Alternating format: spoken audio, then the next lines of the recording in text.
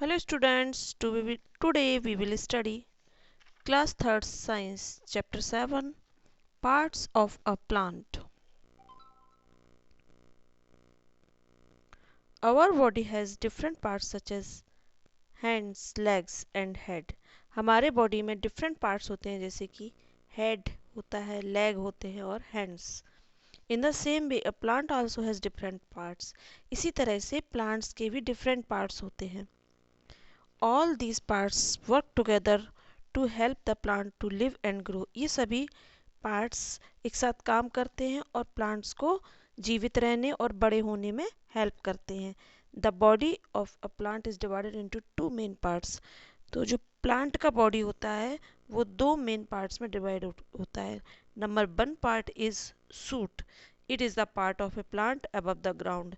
ये वाला जो शूट वाला पार्ट होता है ये अबव द ग्राउंड होता है, ग्राउंड के ऊपर होता है.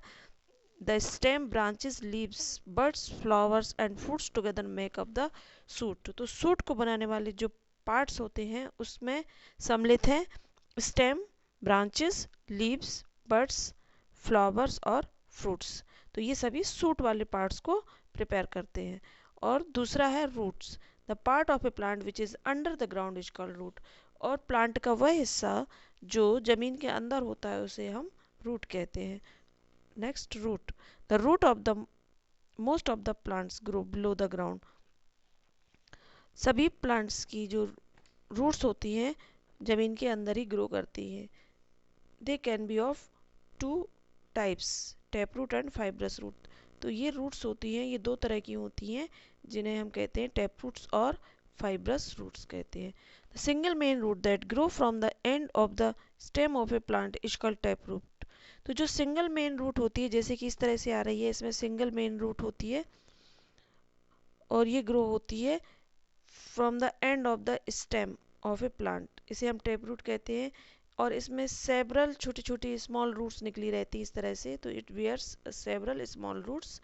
Plants such as beans, mustards, ETC, इन सभी की ये टेप रूट्स इसी तरह की होती है. इसमें एक सिंगल रूट होती है और उससे बहुत छोटी छोटी सी ब्रांचेस निकली रहती हैं, इसलिए इन्हें हम टेप रूट कहते हैं. In number of tiny roots growing from the end of a stem are called fibrous root. Stem के एंड से छोटी छोटी फाइब्रस रूट निकली रहती है, छोटी छोटी जड़ें निकली रहती हैं, गुच्छे के समान होती हैं, इन्हें हम फाइब्रस रूट कहते हैं.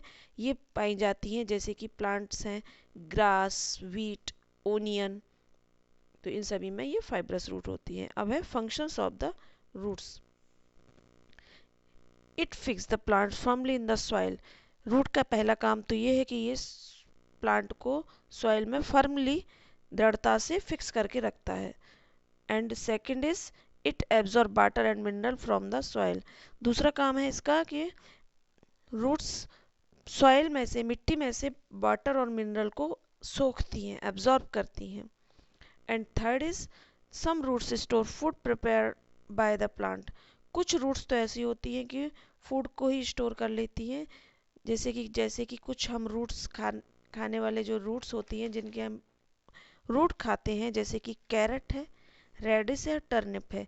तो ये इस तरह की ये तीनों रूट्स है और ये स्वेल अप हो जाती है क्योंकि इनमें फूड स्टोर हो जाता है इसीलिए. Next is stem. The stem is the main part of the shoot. Shoot का मेन पार्ट होता है stem.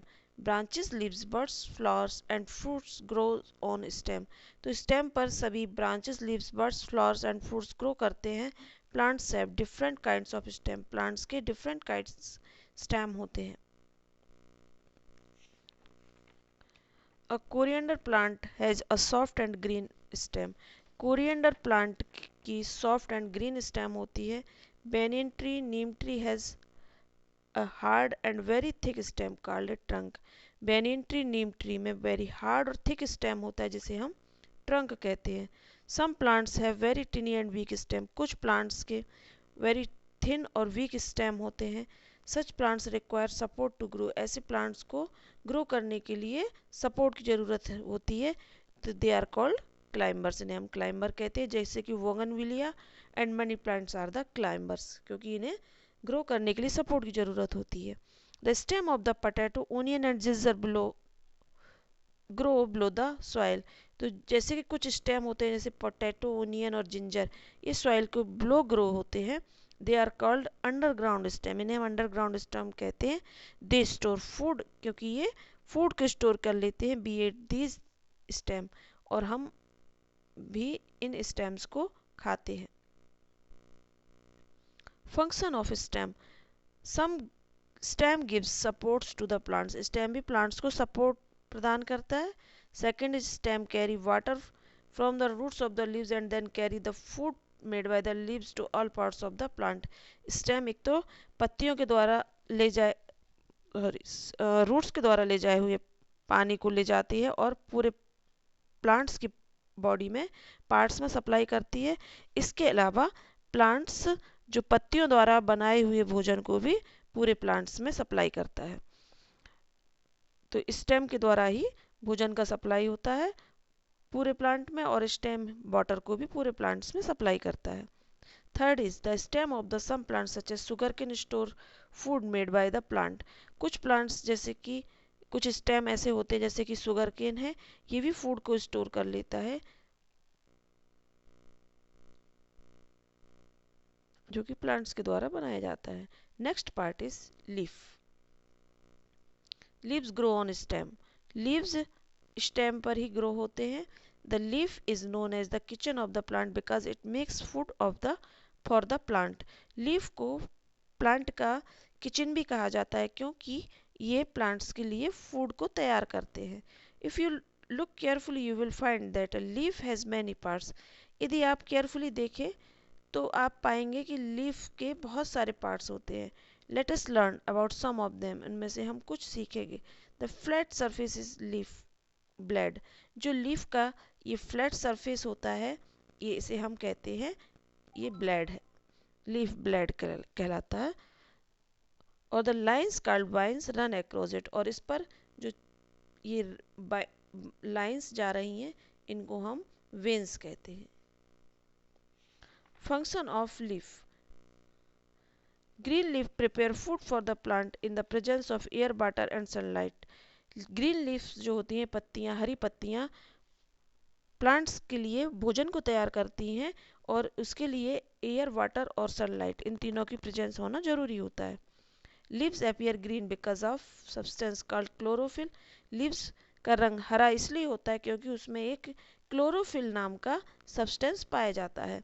Chlorophyll helps plants to prepare food, और यही क्लोरोफिल प्लांट्स में फूड को प्रिपेयर करने में हेल्प करता है। Second, leaves give out a gas called oxygen, पत्तियों के द्वारा एक ऑक्सीजन गैस भी बाहर निकलती है। This gas is used by living being for breathing, और ये गैस सभी लिविंग बीइंग्स के द्वारा सांस लेने में यूज की जाती है। Third is leaves of the some plants store food, कुछ पत्तियां भी भोजन को स्टोर कर लेती हैं, beet some of as vegetable, जिन्हें हम वेजिटेबल के रूप में खाते हैं। Flowers, fruits and seeds, flowers are of different shape, size and colors. Flower different shape, size और कलर के होते हैं। Flower help a plant to make more its own kind, और फ्लावर्स ही प्लांट्स को कई प्रकार का बनाते हैं। Flowers change into fruits, flower fruits में चेंज होते हैं, और फ्रूट्स हैव वन और मैनी सीड्स, और इन्हीं ये जो कि फल होते हैं ये एक या एक से अधिक बीजों को धारण करते हैं।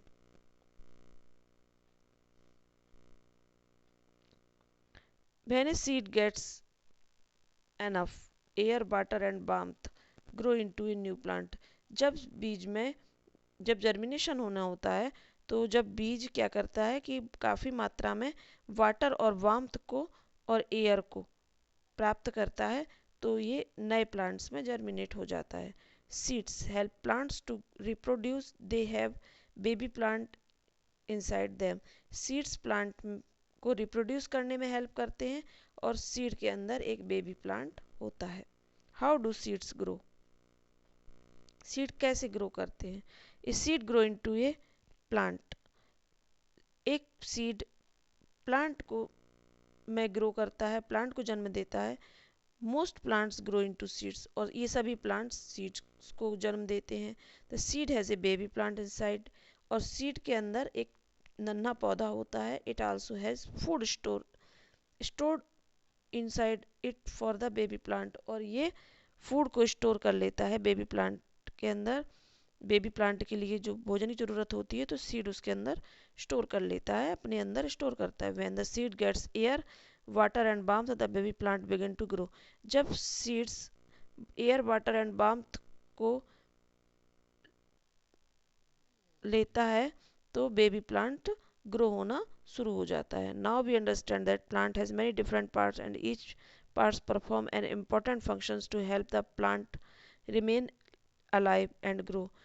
नाउ वी अंडरस्टैंड, अब इस प्रकार हम समझते हैं कि plant has many different parts, plants में कई डिफरेंट पार्ट्स होते हैं और ये सभी पार्ट्स इम्पोर्टेंट फंक्शंस को परफॉर्म करते हैं प्लांट्स को जीवित रहने के लिए और बड़ा होने के लिए।